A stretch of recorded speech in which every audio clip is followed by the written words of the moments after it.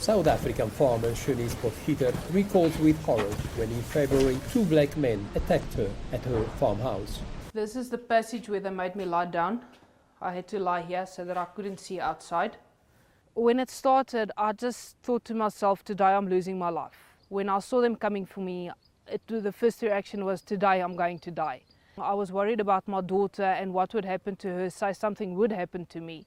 While Potgieter survived, Afrikaner rights group Afriforum says 59 white farmers were killed in such attacks in 2020 alone, a 30% increase in fatalities from 2019.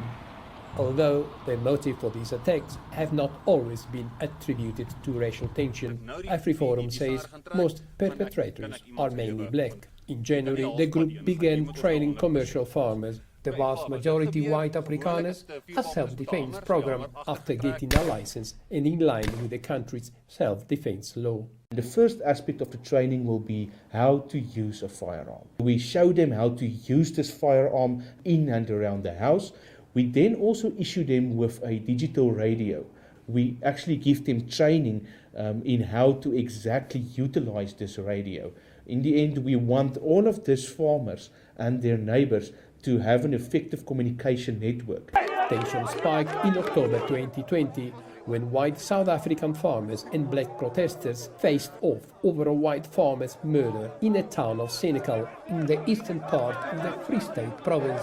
After his body was found tied up to a pole, the incident heightened racial tension in the area and politically motivated protests followed. Racial anger, observers say, is fueled by the fact that white farmers still own 70% of South Africa's commercial farms 26 years after the end of apartheid, while economic inequality persists within black South African communities.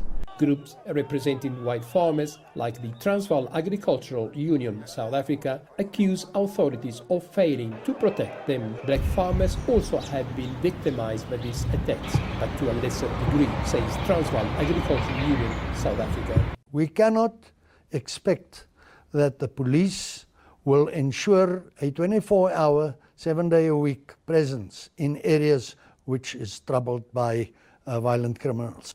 The local inhabitants need to organize themselves and they must be trained to enable them to withstand a violent criminal attack. South Africa's National Police declined several requests for an interview, but police statistics show 49 white farmers were killed between 2019 and 2020.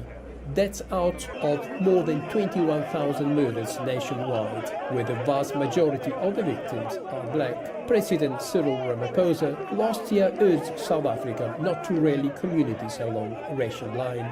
The far-left Economic Freedom Fighters Party in March accused Afriforum of being racist for opposing farmland expropriation without compensation. Afriforum says they are simply protecting the rights of Afrikaner farmers. Frank for VOA News, Pretoria, South Africa. Al daai goed is baie belangrik om die integriteit van jou omheining te beskerm. Verkieslik moet 'n ou uiteraard